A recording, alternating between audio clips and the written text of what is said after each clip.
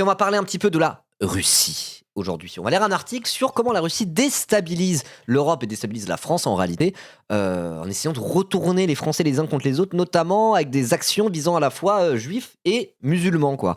Donc il y a ces histoires de mains rouges qu'il y avait eu sur le mémorial de la Shoah, des histoires d'étoiles de David, taguées, on en avait déjà un petit peu entendu parler. Puis aussi d'autres trucs comme par exemple des têtes de cochons déposées devant des mosquées ou ce genre de choses, donc des actes antisémites et des actes islamophobes qui en vérité n'ont pas été faits par des Français, ont été orchestrés et organisés par la Russie pour déstabiliser, avec pour le but de vraiment remuer la merde en France et essayer de fracturer la société en retournant les juifs contre les musulmans et les musulmans contre les juifs, quoi. Et donc vraiment, ça sert d'un peu de tout ce qui a suivi le 7 octobre pour arriver dans un endroit où pas dans un endroit, mais je veux dire, pour remuer cette merde-là et que tout le monde se déteste le plus possible pour déstabiliser, quoi. C'est vraiment horrible. On peut pas faire grand-chose de pire, quoi. C'est vraiment de la dégueulasserie la plus pure et simple, quoi. C'est vraiment en mode genre, on va retourner des communautés les unes contre les autres. C'est odieux, quoi. C'est vraiment odieux. À ton avis, maintenant qu'on sait qu'il y a ces déstabilisations, est-ce que les fachos vont revenir sur leur racisme ? Je sais pas, franchement, ça dépend des fachos. J'aurais du mal à dire. En tout cas, c'est des trucs, on le savait déjà un petit peu, hein. C'est juste que là, il y a des documents internes au Kremlin qui sont sortis. On va lire cet article de Mediapart, du coup, avec des révélations.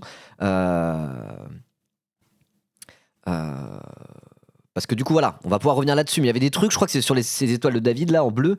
Au final, il y avait déjà des suspects qui avaient été trouvés. On avait capté que c'est plus ou moins la déstabilisation russe. Pareil pour les mains rouges sur le mémorial de la Shoah. Il y a certains trucs, on était en mode genre, tout ça sort pas de nulle part. On en avait déjà un petit peu entendu parler. Mais là, vraiment, il y a un document qui atteste de tout ça comme étant une stratégie globale, effectivement, de la part de la Russie, quoi. Donc, ça sera l'occasion de revenir là-dessus, quoi.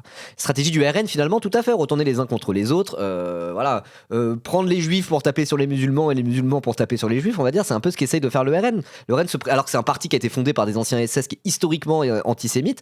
Là, ils sont en mode genre, non, on adore les juifs parce que du coup, on dit ça pour taper sur les arabes. Ils en ont rien à foutre des juifs, ils en ont rien à foutre des arabes et des musulmans non plus. Ils en ont rien à foutre que de leur grosse gueule de race-là. Et que les blancs soient en haut de la pyramide sociale, c'est tout. C'est tout.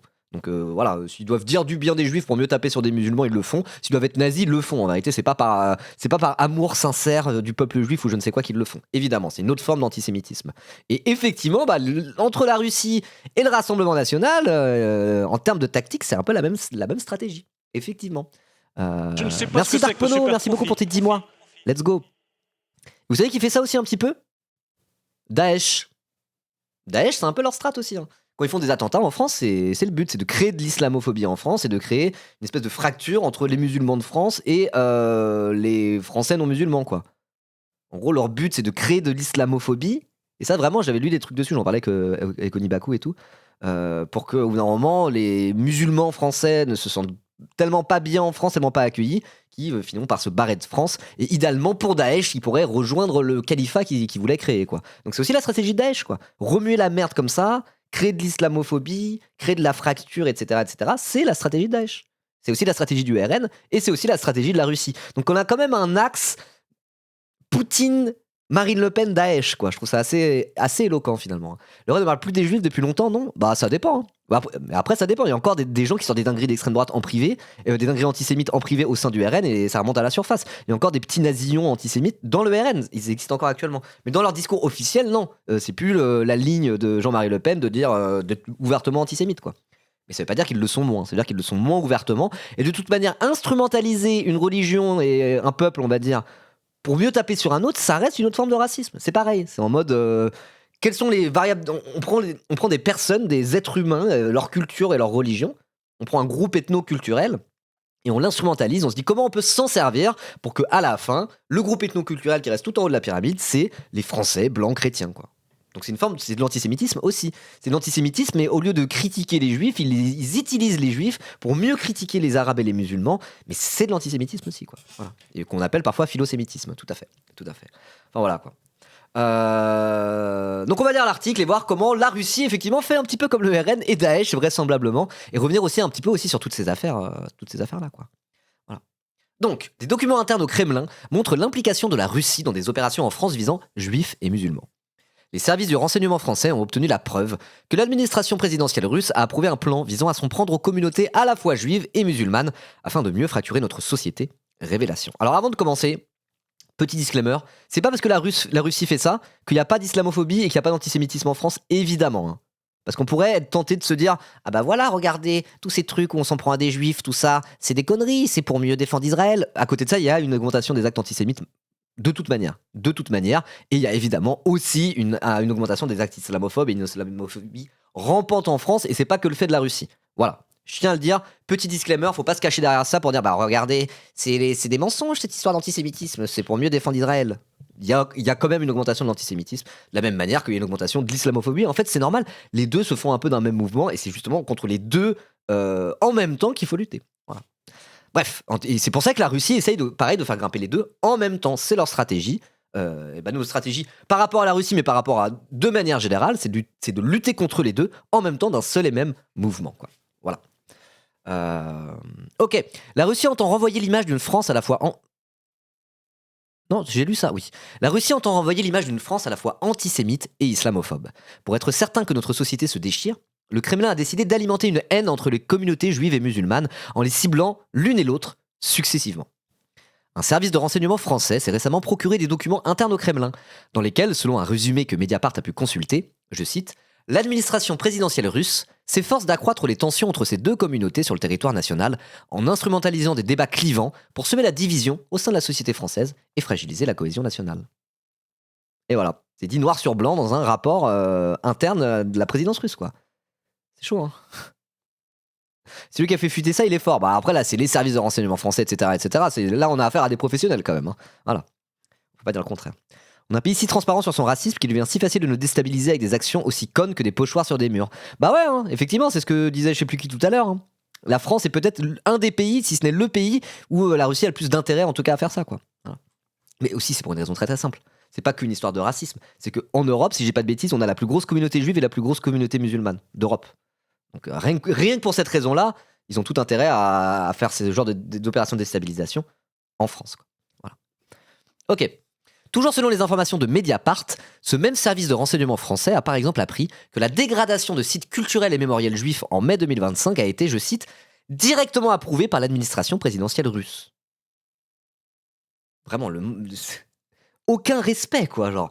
Mais quelle dinguerie quand il y repense, quelle indignité. C'est-à-dire qu'il y a des gens en Russie qui sont en mode ouais, allez, on va engager des genres d'espions pour aller mettre des traces de main rouge sur le mémorial de la Shoah à Paris pour qu'après des gens accusent des musulmans et des pro-palestiniens d'être antisémites et foutent la merde en France. Mais genre, waouh, ce manque de respect envers tout, quoi. Et c'est le même manque de respect. C'est même pas du manque de respect, c'est diabolique, quoi. Le RN fait exactement la même chose. Le RN fait exactement la même chose. Ils disent, regardez, ces musulmans et ces gauchistes, ils détestent les juifs. Mais ils s'en battent les couilles des juifs. Ils ne respectent pas le sujet de l'antisémitisme, le RN, quand ils font ça. Quand ils instrumentalisent des trucs comme la Shoah, le génocide des juifs pendant la Seconde Guerre mondiale, pour au final, ils s'en battent les couilles juste pour taper sur des musulmans, alors que le fondateur de leur parti a fait des blagues sur les chambres à gaz toute sa vie. C'est vraiment, c'est odieux, quoi. C'est absolument odieux. Moi, en tout cas, c'est le genre de truc où je suis en mode waouh, mais quelle bande de fils de pute, quoi. Je suis désolé, mais au bout d'un moment, qu'est-ce que tu peux dire à part ça? C'est remuer la pire merde possible. Ah là là. Ça n'existe pas le respect dans les missions de service secret. Non, mais je sais bien, mais je veux dire, ils sont sans foi ni loi, quoi. Pour se dire, ok, on va profaner un mémorial de la Shoah, quoi. Wesh. C'est grave, hein. C'est grave. Hein. C'est grave. Ok. Dans un rapport confidentiel remis au Parlement, les services de renseignement français soulignaient déjà au printemps que, je cite, la guerre psychologique et informationnelle menée par la Russie visait à fracturer l'opinion publique en exacerbant des tensions au sein de la population. Notamment, écrivaient les services à propos du, je cite, conflit entre Israël et le Hamas. Alors bon, cette façon de parler entre Israël et le Hamas, ça met un pied d'égalité entre le Hamas et Israël. Bon, on va pas expliquer pourquoi parler de conflit entre Israël et le Hamas, c'est super dépolitisant. Et c'est cacher tranquillement le fait qu'il y a un génocide à Gaza. Hein. Voilà. Ok, dans des notes versées dans une procédure judiciaire en 2024 et révélées par Mediapart, la DGSI pointait aussi que la France était, je cite, une cible privilégiée du Kremlin et que pour déstabiliser les États perçus comme des adversaires, les services secrets russes identifient des vulnérabilités existantes telles que des divisions politiques ou intercommunautaires. Et moi, ça c'est un truc que j'ai dit longtemps sur ce live. C'est en mode, je parlais pas de la Russie, mais je disais, il y a un narratif qu'on essaie de nous imposer par le haut, pas par la base, hein, pas par le peuple, pas par en bas, par le haut, un narratif qu'on essaie de nous imposer, qui serait la droite et les juifs versus la gauche et les musulmans. Ce qui est faux, évidemment. Il n'y a pas à se dire oh, la droite et les juifs. Que la méta, c'est la droite et les juifs versus la gauche et les musulmans. C'est pas vrai, c'est faux factuellement. Et dans tous les cas, c'est vraiment, il ne faut pas aller là-dedans. Il faut surtout pas aller là-dedans. C'est horrible parce que ça fait que instrumentaliser des vraies fractures qu'il peut y avoir pour les politiser et foutre la merde. Et qui c'est qui est victime de ça Déjà, les juifs et les musulmans. Déjà, rien que ça. Vous voyez ce que je veux dire? Et donc, il semblerait que la Russie veuille faire précisément ça. Voilà. Parce qu'ils veulent exploiter quoi? Des vulnérabilités existantes telles que des divisions politiques. Donc là, ça serait plus en mode la droite, on va dire la droite pro-israélienne contre la gauche pro-palestinienne. Je sais pas, on peut prendre ça comme ça. Ou intercommunautaire. Donc là, ça serait une fracture entre juifs et musulmans en France, quoi.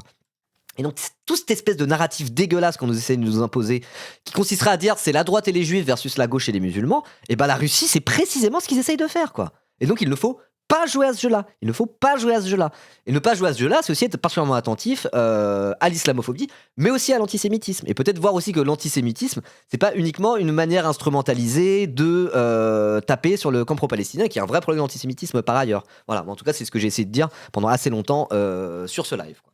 Voilà. Du coup, il faut être aussi carré sur l'islamophobie que carré sur l'antisémitisme pour ne pas jouer à ce jeu-là, quoi. Et quand il y a une instrumentalisation dans un sens comme dans l'autre, pointer du doigt cette instrumentalisation et expliquer ce qui se passe tout en étant carré et solide sur le sujet de l'islamophobie comme sur le sujet de l'antisémitisme. Voilà, c'est le seul truc qu'on peut faire, nous, pour contrecarrer ce narratif qu'on essaie de nous imposer et que la Russie elle-même tente d'imposer pour déstabiliser la France, quoi. Voilà. Richard Malka fait donc le jeu de Poutine. Exactement. Tous ces connards font le jeu de Poutine. Les Sophia Aram et compagnie, là, les Caroline Fourest font littéralement le jeu de Poutine. Absolument. Peut-être que si on leur dit comme ça, ils commenceront peut-être un peu fermer leur gueule parce qu'ils détestent Poutine. Ils accusent la gauche en permanence d'être des poutinolâtres et d'être alignés sur les positions de Poutine, etc. À côté de ça, ils font littéralement le jeu de la déstabilisation russe. Bah qu'ils aillent se faire foutre, normalement. Ça va.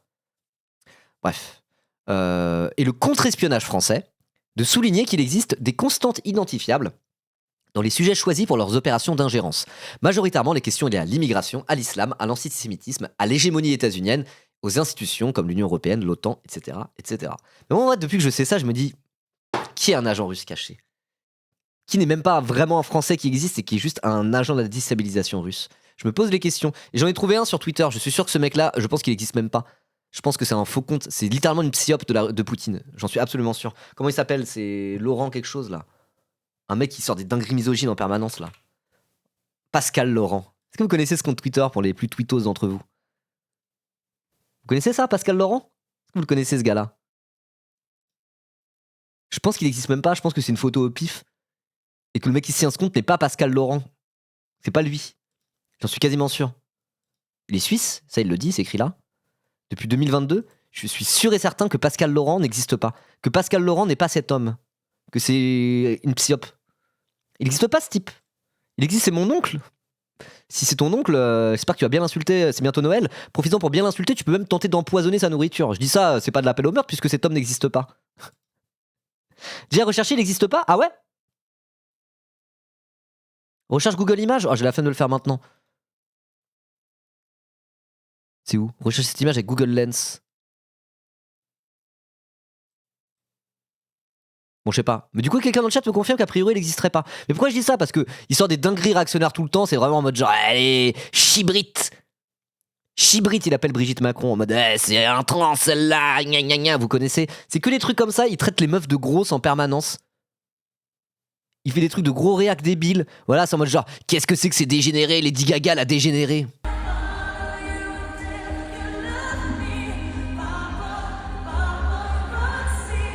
Paparazzi.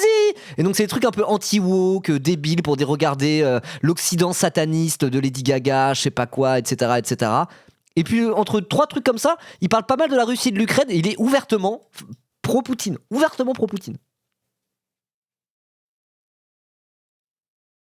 Donc c'est en mode genre, il dénonce le wokisme dégénéré et sataniste de l'Occident.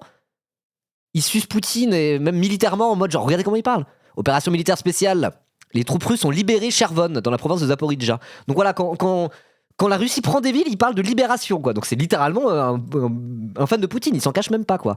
Et c'est que des trucs comme ça parle des agriculteurs français, ça parle de la bite à Brigitte Macron, ça suce Trump, ça suce Poutine, et ça parle du wokisme et tout. C'est 100% ce mec-là, c'est un compte lié à la Russie et un compte de déstabilisation sur les réseaux sociaux. J'en suis absolument convaincu. J'en suis maintenant absolument convaincu. Pascal Laurent n'existe pas. Pascal Laurent est une psyope de la CIA. Pas de la CIA, du KGB. Voilà. Bref. Voilà. Si on change 4 lettres à Ribot, ça fait URSS. Tiens. Faites vos propres recherches. Moi, j'ai des ancêtres d'Europe de l'Est.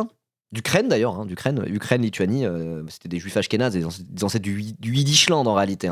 Ils parlaient yiddish, ils parlaient ni lituanien ni ukrainien en vérité. C'était dans des villages où il y avait que des juifs ashkénazes, etc., etc. Mais du coup, mes ancêtres du côté de mon père viennent d'Europe de l'Est, de l'ex-URSS. Et c'était avant qu'il y ait l'URSS. Ils sont arrivés ils sont arrivés à toute fin du 19e siècle, tout début du 20e siècle, vers 1900, quelque chose comme ça.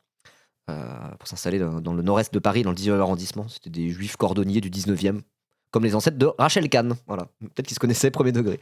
Peut-être que c'est une cousine un peu éloignée, Rachel Kahn. Ça se voit pas, mais bref. Tout ça pour dire que j'ai des liens avec l'Europe de l'Est, ouais. Mais c'était avant que l'URSS existe. Voilà. Dommage. Ribot-Sosowski. Bref. Allez, donc je disais quoi? Oui, on continue. Tout ça pour dire que la Russie déstabilise. Tout à fait. Ok. Depuis le 7 octobre, la volonté russe de miser sur la guerre génocidaire menée par Israël à Gaza s'était manifestée par des opérations de déstabilisation ciblant uniquement la communauté juive. Ok. 3 semaines après l'attaque perpétrée par le Hamas en Israël, plus de 250 étoiles de David avaient été taguées sur les façades de plusieurs immeubles en région parisienne. Vous vous en souvenez, c'était les fameuses étoiles de David bleues. Et c'était en mode, dès le début, on était en mode genre bizarre. Il y a un truc bizarre avec cette histoire. Il y a un truc un peu bizarre. Ils avaient assez vite retrouvé un suspect en disant ça sent l'opération de déstabilisation. Donc ça, on le savait déjà un petit peu que cette histoire d'étoile de David, ça avait l'air d'être une histoire de déstabilisation d'une puissance étrangère. C'était pas tout à fait sûr. Ribot l'a dit en stream, ses ancêtres étaient des Russes blancs. Mais non, j'ai pas dit ça. C'était avant, il y avait même pas de Russes blancs, il y avait même pas de rouges quand ils sont partis. C'était avant 1905, il y avait même pas c'était avant la révolution de 1905.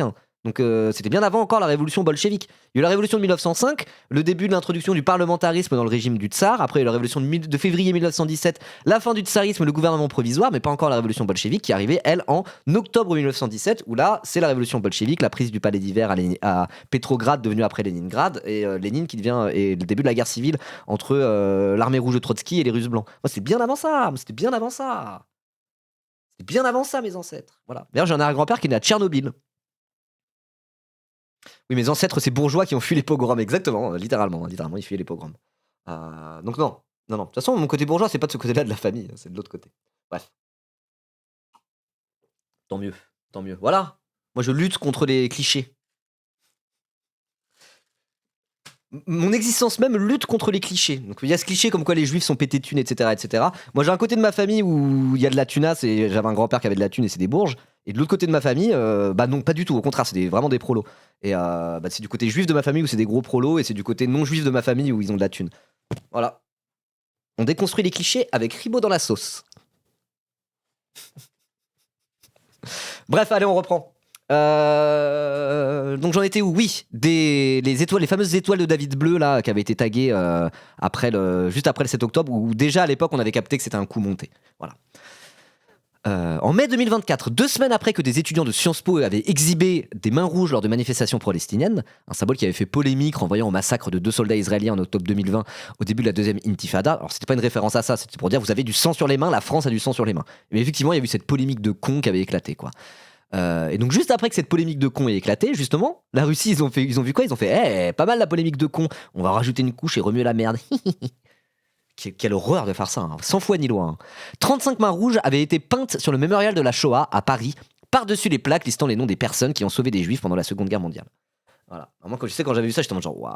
Et quand j'avais vu ça, j'étais en mode, ça sent un peu le coup monté, c'est un peu bizarre. Mais tous ceux qui sont précipités pour dire, regardez le camp pro-palestinien profane le mémorial de la Shoah. Bah, moi qui suis du coup, pro-palestinien et qui, au contraire, quand j'ai vu la polémique par rapport aux mains rouges, j'étais en mode, vous êtes sérieux là? Ils se mettent du rouge sur les mains pour dire la France a du sang sur les mains? Donc moi j'avais défendu cette action de la main rouge. 3 semaines après, ça met des mains rouges sur le mémorial de la Shoah. Moi j'ai mon nom écrit sur le mémorial de la Shoah en tant que descendant de déporté. J'ai vraiment, voilà. Il y a pas très longtemps, je raconte un peu de ma vie, mais c'est pas grave. Il y a pas très longtemps, moi j'ai une demi-sœur qui est bien plus jeune, qui est au lycée actuellement, qui est bien plus jeune que moi. Et ils avaient fait un avec son école, ils avaient fait un truc où ils avaient été au mémorial de la Shoah avec sa classe.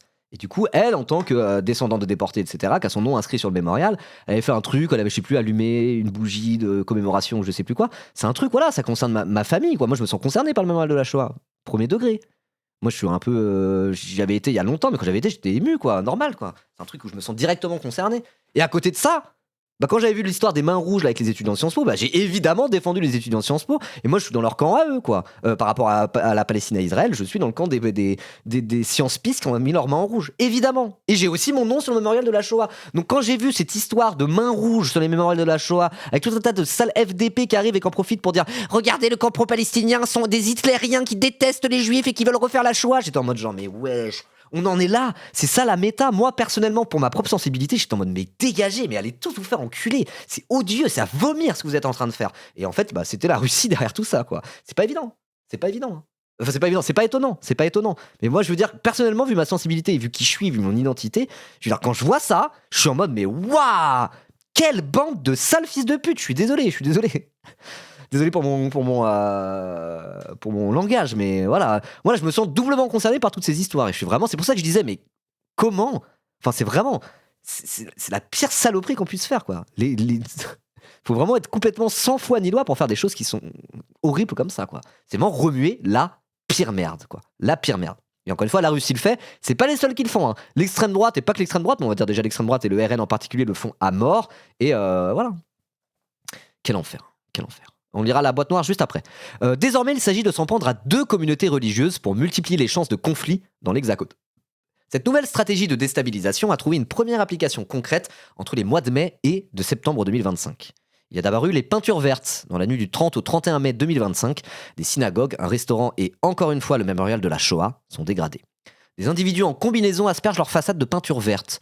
3 ressortissants serbes sont interpellés à Antibes, dans les Alpes-Maritimes, alors qu'ils cherchent à quitter le pays. Ils ont été identifiés, d'après le parquet de Paris, grâce à l'exploitation des images de vidéosurveillance, puis des investigations sur la téléphonie. 3 mois plus tard a eu lieu la deuxième phase de l'opération. Dans la nuit du 8 au 9 septembre 2025, une dizaine de têtes de cochons, sur lesquelles est inscrit, pour un certain nombre d'entre elles, Macron, à la peinture bleue, sont déposées devant 9 lieux de culte musulmans de la région parisienne. Le parquet de Paris dénonce dès le lendemain une volonté manifeste de provoquer le trouble au sein de la nation. Donc ça, pareil, ça serait une déstabilisation de la Russie, quoi. C'est une méthode classique du KGB où Poutine a été formé. C'est une évidence depuis longtemps. Même pendant la crise du Covid, la Russie balançait masse fake news sur les vaccins et les virus pour déstabiliser. Pareil pour la mouvance MAGA. La Russie a les mains bien profondes dans les DOS. Oui, tout à fait, Sierra 80, et ça tombe bien que tu le lises ça, puisqu'on va profiter pour lire la petite boîte noire, enfin ce petit encarté. Non, c'est pas la boîte noire. La boîte noire, c'est là. Ce petit encarté de Mediapart pour dire qu'effectivement, vieille tradition du KGB. Tout à fait. C'est pas toi qui aurais écrit l'article Sierra 80 par hasard? Parce que tu dis la même chose au même moment. Incroyable. C'est toi Mathieu Suc? On t'a reconnu Mathieu Suc. Si c'est pas offrir un sub à Sierra 80 dans le chat, en vérité c'est Mathieu Suc de Mediapart. Hein. Voilà. Il avance caché tel des espions russes. Ok. Donc oui, effectivement, c'est une vieille tradition du KGB. Donc le KGB, hein, c'est les services secrets russes. Comme vous le savez, c'est l'équivalent de la DGSE. En France? C'est l'équivalent de la CIA russe, en gros, quoi. Voilà. Oh, il est stylé son nom de Mathieu Suc. Oui, c'est cool. J'aime bien un peu. Hein. C'est pas mal. Donc, les mesures actives sont les héritières d'une longue tradition soviétique. Il s'agit d'actions conduites, à l'origine par le KGB, pour déstabiliser les régimes et les populations de pays adverses, conformément aux intérêts de l'URSS alors, de la Russie aujourd'hui. Les premières mesures actives connues l'ont été dans les années 1950, par une campagne d'affiches de slogans antisémites et de croix gammées en RFA, et dans d'autres pays d'Europe. Ok, en 1950, c'était... Dans les années 50, c'était encore sous Staline? Ou c'était Khrouchtchev déjà? Parce que moi j'aime bien Khrouchtchev un peu. Hein. Moi, Khrouchtchev, il est top 2 de mes leaders de l'URSS. C'est mon deuxième leader soviétique préféré. C'était Khrouchtchev à l'époque? Oh non, pas toi, Khrouchtchev, je t'aimais bien. Justement, il était pour la désescalade, notamment par rapport à Kennedy. Moi, toute la phase de la guerre froide où il y avait Kennedy d'un côté, Khrouchtchev de l'autre, au final, ils entendaient un peu bien, ils se respectaient, ils étaient en mode bon, on va plutôt faire la course à la conquête spatiale plutôt que de se faire la guerre. Pas vrai, Kennedy? Kennedy, il était en mode genre, ouais, allez, Khrouchtchev, moi je t'aime bien, Khrouchtchev. Ça va, je trouve que t'es sympa. Allez, on se fait la guerre froide par fusée interposée et on s'emmerde pas trop, on se laisse tranquille. Let's go. Top 1 Lénine, évidemment. Top 1 Lénine, top 2 Khrouchtchev. Bref, peu importe. Donc j'espère que c'était pas ce Khrouchtchev. Hein. Je serais un peu déçu. Un épisode surnommé l'épidémie de Svastika et dont les véritables auteurs n'ont été découverts que dans les années 2000. Ok. avec l'exploitation des notes manuscrites rédigées par le défecteur soviétique Vassili Mitrokhin, archiviste jusqu'en 1992 au sein de la première direction générale du KGB. L'exploitation de ces archives a également révélé la diffusion par le KGB de textes racistes supposément produits par la Ligue de défense juive, appelant au lynchage de citoyens afro-américains aux États-Unis. Ces mesures actives ont également pris la forme de courriers envoyés au nom du Ku Klux Klan à des pays d'Afrique et d'Asie avant les Jeux Olympiques de Los Angeles en 1984. C'est fou ça. Je savais pas, parce que la Ligue de défense juive, c'est un groupuscule d'extrême droite ultra-sioniste de l'enfer. Ils sont horribles, hein. D'ailleurs, ils sont considérés comme terroristes, je crois, dans plusieurs pays, la LDJ. Parce qu'il y a le Bétar, je sais que le Bétar est considéré comme un groupe terroriste dans plusieurs pays. Il me semble que la Ligue de défense juive aussi, hein. C'est vraiment, ça correspond à l'extrême droite la plus dégueulasse israélienne, quoi. Oui, voilà, c'est ça. Et en France, la Ligue de défense juive n'est pas considérée comme terroriste. Voilà. C'est ça. Donc c'est vraiment c'est des enfoirés de première. Hein. C'est des gros fachos, turbo-sionistes, les pires personnes, quoi. Vous voyez les trucs en mode Swords of Salomon sur Twitter, pour ceux qui connaissent un peu. On est sur cette ligne-là. Hein. On est sur cette ligne-là. Ok, mais je veux dire, même la Ligue de défense juive, qui sont les pires enflures, même eux, du coup, ils ont été instrumentalisés pour être rendus encore plus racistes qu'ils le sont, pour foutre encore plus la merde. C'est fou ça, waouh. Les archives Mitrokhin, il y a un podcast France Inter sur le sujet, c'est trop intéressant. Ok. C'est marrant parce que je lisais des trucs un peu sur l'URSS hier, mais par rapport aux échecs. Parce que vous savez, il y avait une suprématie soviétique pendant quasiment tout le XXe siècle aux échecs. Hein. Et donc, du coup, je regarde un peu les différentes grandes figures des échecs soviétiques. Et un des tout premiers, en fait, c'était un russe blanc, justement, qui s'est barré au moment de la guerre. Et après, il a plus ou moins collaboré avec les nazis. C'est Alekhine. Il était un franco-russe. Et lui, c'était un russe blanc, pour le coup, fils d'un riche propriétaire terrien. Voilà. Et maintenant, il y a la défense Alekhine qui existe, qui est une défense assez connue avec les Noirs. Après E4, E5. Non, contre E4, justement, tu fais pas E5, tu sors ton cavalier à la place. Tu fais cavalier F6 contre E4. On appelle ça la défense Alekhine. Voilà. Mais après, le vrai GOAT des échecs soviétiques, comment il s'appelait là? Oui, c'est un peu gaze là, Alekhine. Comment il s'appelle là? Celui qui est arrivé, le mec qui a formé tous les autres après là. Celui qui a créé les échecs soviétiques avec toute l'école qu'il y a derrière. Non, Kasparov, c'est bien avant Kasparov. Non, Kasparov, c'est à la fin. Je vous parle de ça, c'est juste après l'ère Alekhine, justement. Comment il s'appelle? Botivnik, c'est ça? Botivnik, il s'appelle? C'est là, le vrai GOAT des échecs soviétiques, Botivnik. Ah non, c'est Botvinnik, voilà, c'est ça. Non, Karpov, c'est juste avant Kasparov. Anatoly Karpov, il était champion du monde juste avant l'ère Kasparov, justement. Et l'ère Kasparov, c'est le dernier grand champion du monde soviétique, quoi. Mais justement, le tout premier de cette lignée-là, à laquelle appartiennent Karpov et Kasparov bien plus tard, jusque dans les années 2000, le tout premier, enfin c'était Alekhine, mais Alekhine ça compte pas vraiment s'il était français, naturalisé français, mais après c'est vraiment Botvinnik. Et Botvinnik, ça a été le maître à penser et vraiment le prof de tout un tas de légendes des échecs soviétiques par la suite. Et c'était le fondateur un petit peu de l'école d'échecs soviétique. Et c'est un grand théoricien aussi, et voilà quoi. Et ça avait l'air d'être le GOAT un peu, Botvinnik. Et justement, Mikhail Tal, il a battu Botvinnik qui était champion du monde. Et quand il est devenu champion du monde, il restait que 2 ans, je crois, champion du monde, Mikhail Tal. Et bah c'était en battant Botvinnik, voilà. Sachant que c'était un peu la nouvelle génération, c'est dans les années 60. Botvinnik, je vous parle de ça, c'est dans les années 40, 50, enfin des années 50 et 60, quoi. Voilà. Mikhail Tal, trop bien, moi c'est mon genre d'échecs préféré, je connais pas bien les échecs, mais souvent c'est comme ça avec le sport. Souvent tu te choisis un petit préféré, tu sais pas pourquoi, t'es en mode lui je l'aime bien, lui ça sera mon préféré. Et c'est pour des raisons un peu, parfois, pas forcément légitimes, mais on s'en bat les couilles, quoi. Du coup, mon genre d'échec préféré, c'est Mikhail Tal. J'aime bien son style, quoi. C'était un mec qui fumait 8 paquets par jour, il était à moitié alcoolique, il avait des problèmes de santé, mais il aimait trop les échecs. Du coup, il a fait des championnats où il était dans un lit d'hôpital parce qu'il avait une cirrhose du foie, il continuait à jouer aux échecs comme ça, en fumant 12 clopes par minute. J'aime un peu bien Mikhail Tal. Et puis c'est un joueur qui était très agressif, un gros bourrin, qui avait un jeu très tactique avec des sacrifices, pas très positionnel, un peu en mode let's go quoi. Du coup, je sais pas, j'aime bien Mikhail Tal, je sais que c'est mon joueur d'échecs préféré. Bref, tout ça pour dire que ouais, il y a un truc en tout cas avec les soviétiques et les échecs. Et pourquoi je parle de ça? Ah oui, parce que Mitrokhin, ça m'a fait penser à Alekhine. Voilà. Bref, allez, on continue. Je referme cette parenthèse. Ça c'est juste pour mes fans d'échecs. Je me suis remis aux échecs, c'est pour ça que j'avais arrêté pendant 3 mois. Là je m'y suis remis, j'aime tellement les échecs en vrai. Je suis à mon all-time high d'ailleurs. Hein. Je suis à 670 Elo maintenant. Je m'améliore, hein, bientôt les 1000. Allez, donc du coup, les premiers éléments de l'enquête montrent que 2 individus ont acheté 10 têtes de cochon à un éleveur porcin. Donc on revient là-dessus, c'est une vingtaine de têtes de porc qui ont été mis comme ça devant une mosquée pour foutre la merde, quoi. Les premiers éléments de l'enquête, ouais, donc du coup, un éleveur porcin en Normandie, quelques heures avant de passer à l'acte. Une fois leur sinistre besogne accomplie, ils ont franchi la frontière franco-belge à bord d'un véhicule immatriculé en Serbie. Le Monde a révélé depuis qu'un même individu a piloté les 2 opérations à distance. Non, je joue pas le système de Londres. Hein. Moi, je joue la partie espagnole avec les blancs et la Caro-Kann contre E4 avec les noirs. D'après les informations de Mediapart, cet homme est un Serbe nommé Aleksandar Savic et déjà connu des services de renseignement pour être un agent à la solde de la Russie. Ça, en vrai, ça me donne envie d'écouter Rendez-vous avec X. Ça fait trop penser à Rendez-vous avec X, l'émission de France Inter.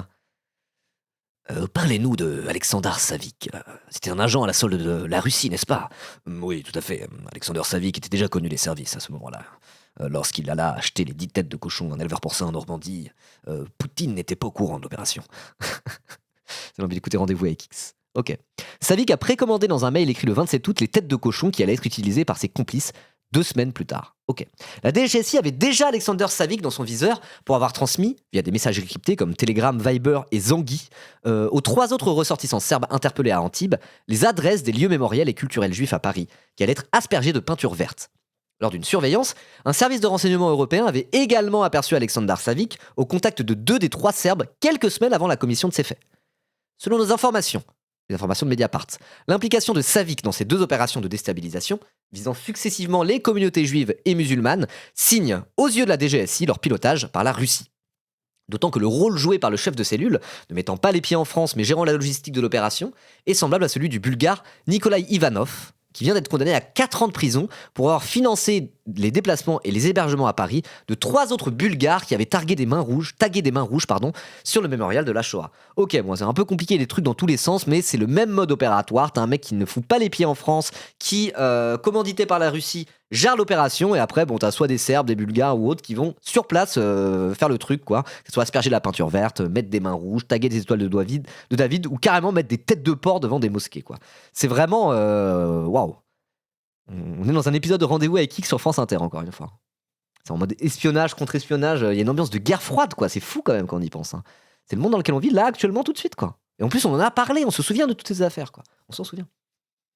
3 semaines après les têtes de cochon sur les mosquées, le ministre de l'Intérieur serbe avait publié un communiqué de presse pour annoncer l'arrestation de 11 Serbes suspectés d'avoir participé à plusieurs opérations en France et en Allemagne, ayant pour objectif de diffuser, je cite, des idées prônant et incitant à la haine, à des discriminations et à la violence fondées sur des différences. Dont la peinture verte et les têtes de cochon. Contacté, le parquet de Paris assure que ces individus n'ont pas été interpellés à la demande de la France. Ok. En revanche, leur chef, Aleksandar Savic, est actuellement en fuite. Il aurait agi sous les instructions d'un service de renseignement étranger, selon le ministère intérieur serbe, qui ne précise pas la nationalité du dit service. On ignore où se trouve à l'heure actuelle Aleksandar Savic. Ce qu'on sait, son homologue des mains rouges, Nikolai Ivanov, avait fui son pays, la Bulgarie, après la dégradation du mémorial de la Shoah pour se rendre, comme l'avait révélé Mediapart, à Moscou, avant de se réfugier en Croatie, où il avait fini par être interpellé. Ok. Allez, on finit juste en lisant ce truc du mode opératoire, là, pour voir un petit peu plus concrètement comment ça fonctionne, et peut-être que ça nous permettra de sentir la douille directe la prochaine fois. Donc c'est un mode opératoire signature, c'est ce qu'on a vu un peu, effectivement, c'est ce que je commençais à dire. Dans une note de juillet 2024 versée dans une procédure judiciaire, la DGSI dresse un schéma des opérations de déstabilisation menées par la Russie et son organisation très hiérarchisée. En premier lieu se trouve un officier de renseignement russe basé en Russie. Ok. Ce commanditaire fait appel en second lieu à un intermédiaire généralement basé dans d'anciens pays satellites de l'Union soviétique, ou issus de l'éclatement du bloc de l'Est. C'est pour ça que là on avait la Bulgarie, la Croatie et... Je me souviens plus d'autres trucs. Aleksandar Savic, c'était quoi? Et la Serbie, pardon. Là c'était Serbie, Croatie, Bulgarie. Effectivement, c'est d'anciens pays satellites, etc., etc. Ensuite, l'intermédiaire entre en contact avec des individus russophones, souvent précaires. Puis l'intermédiaire coordonne à distance et de façon dématérialisée l'organisation de ces campagnes. Ok. C'est là qu'on voit que c'est des logiques quasi mafieuses. Hein. Quand on regarde comment fonctionnent certains trucs de narcotrafic, c'est un peu pareil. T'as un mec inatteignable tout en haut qui est même pas sur le territoire qui se fait des couilles en or. Il y a une espèce d'intermédiaire dans un pays. Derrière, il y a des petites mains qui sont en vérité des gens précaires, qu'on paie une thune et qu'on envoie faire des missions comme de la chair à canon, quoi. C'est un peu pareil. Ça fait. Eh ben. On voit l'aspect mafieux à l'œuvre là. Et c'est là qu'on voit que les logiques mafieuses, les logiques de la Russie, les logiques capitalistes de manière générale, tout ça se rejoint, c'est toujours pareil, hein. C'est toujours un peu le même mode opératoire finalement. Ok, pour chaque mission, un canal Telegram est créé. Les agents provocateurs y reçoivent des instructions très précises sur les cibles des dégradations. Ils sont en mesure de nous dire dans quel magasin acheter ce dont nous avons besoin, ou même où nous stationner, raconte un des hommes qui ont déposé des cercueils sur la tour Eiffel. Une fois la mission accomplie, les messages et le compte Telegram sont supprimés. Cette organisation cloisonnée garantit un certain degré de sécurité des opérations et rend le lien entre la Russie et les exécutants particulièrement complexe à établir des plans dans l'une de ces notes, la DGSI. Ok. Je trouve ça très très intéressant. Je trouve ça même fascinant en vérité. Je trouve ça fascinant ces histoires. Et en tout cas, ça montre un truc, c'est qu'il faut pas se laisser prendre à ce jeu, quoi. Voilà. Et genre combattre l'antisémitisme et combattre l'islamophobie d'un même mouvement, c'est aussi finalement combattre la déstabilisation de la Russie aussi, quoi. Donc voilà, moi j'aimerais dire les centristes là qui détestent à raison la Russie là. Tous ceux qui sont en mode genre la gauche en a rien à faire de l'Ukraine et tatati tatata, ils sont les agents de Poutine. Bah si vous voulez vous ne pas être les agents de Poutine, ne jouez pas à ce petit jeu qui consiste à établir un narratif la droite et les juifs versus la gauche et les musulmans. Premièrement, si vous voulez lutter contre la Russie activement en France à l'heure actuelle là, messieurs les centristes, pitié, arrêtez de jouer leur jeu. Arrêtez de jouer leur jeu. Donc là, les Sophia Aram, les Caroline Fourest, les je sais pas quoi là, fermez vos gueules maintenant, parce que vous faites le jeu de Vladimir Poutine, littéralement. Donc normalement, il faudrait savoir ce que vous voulez. Voilà. Je dirais que ça sera ma conclusion. Merci Clochette pour ton 10e mois d'abonnement. Merci beaucoup. Et si vous regardez la VOD sur YouTube, n'hésitez pas à vous abonner, partager et tout et tout. Bisous bisous.